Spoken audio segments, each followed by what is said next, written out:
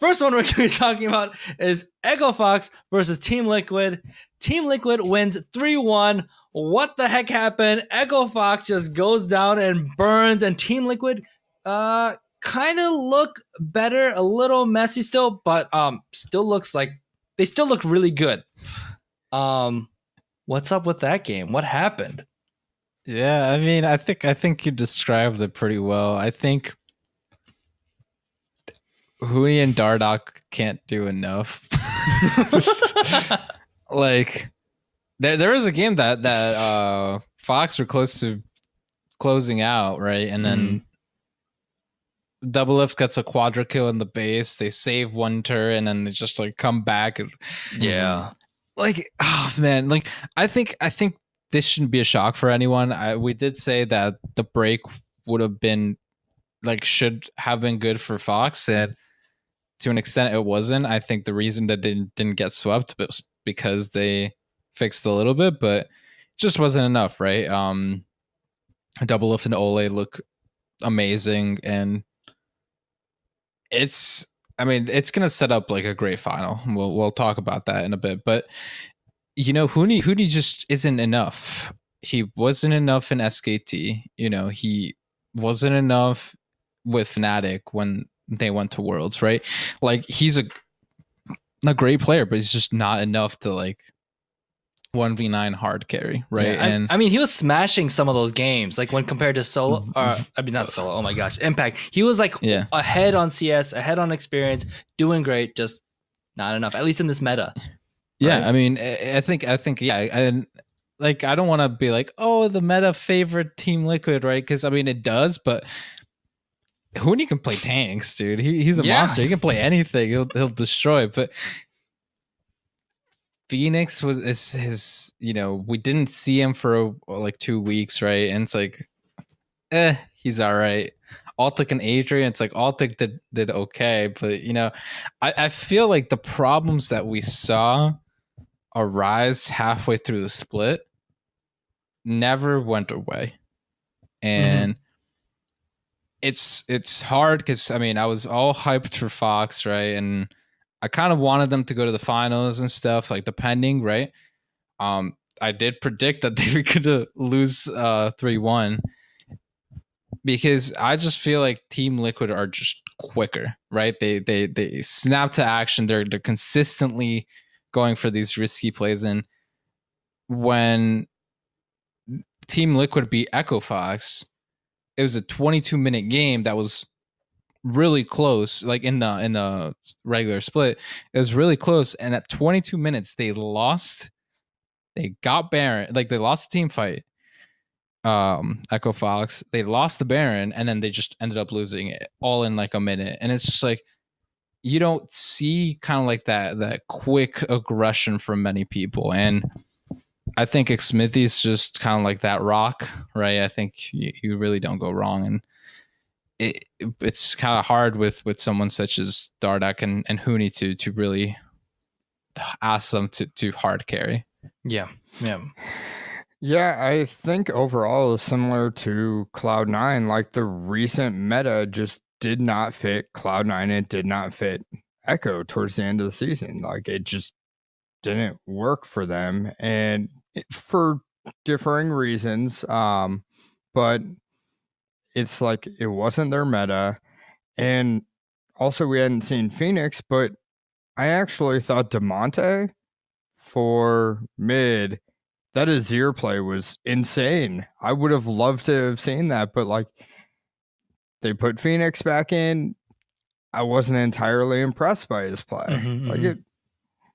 He played. It wasn't anything flashy.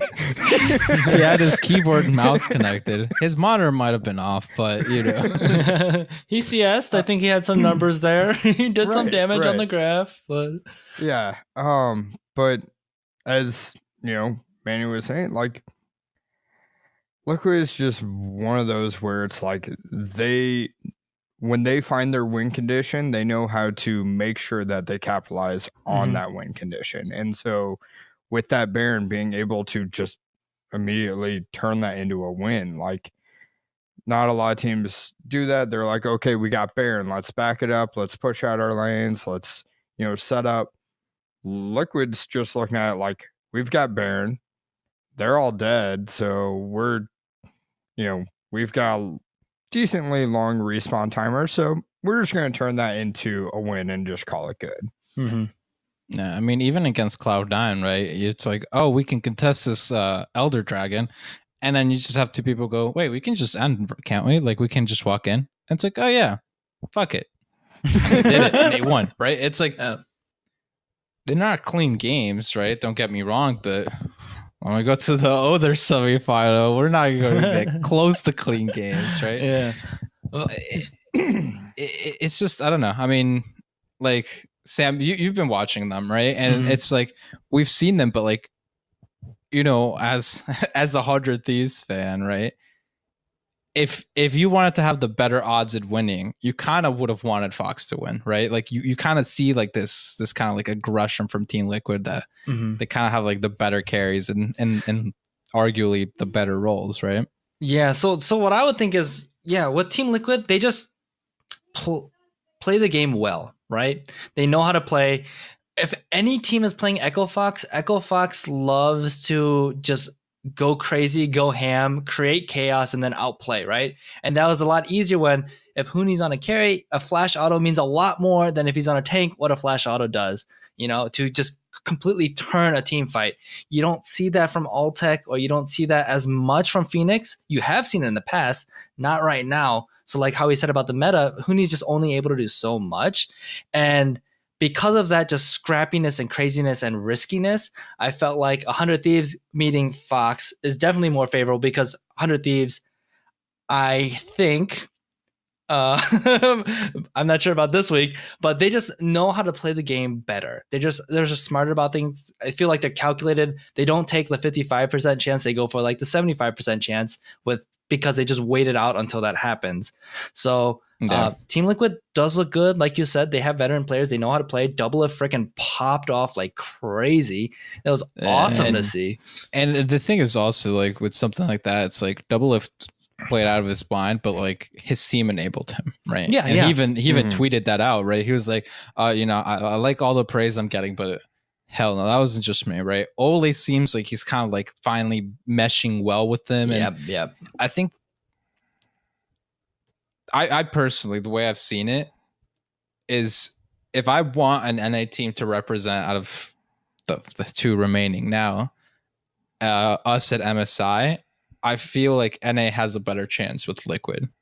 Yeah. Because of how they play and how I've seen them play, right? Yep.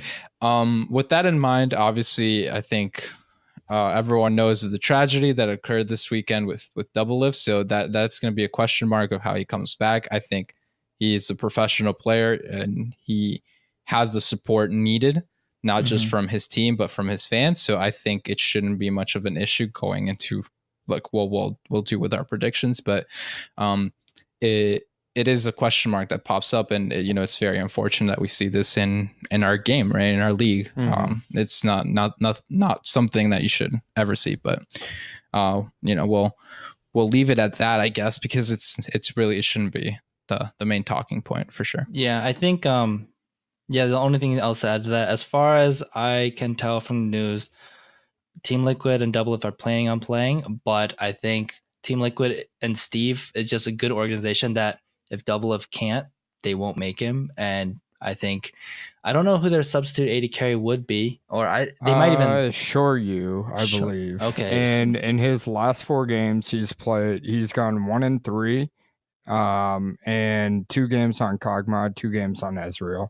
Okay, is what we've seen. But consistent play throughout the year. They did take first place in the Academy League. So okay, yeah. So then, it'll be interesting. But definitely our hearts go out to that, and that totally sucks. But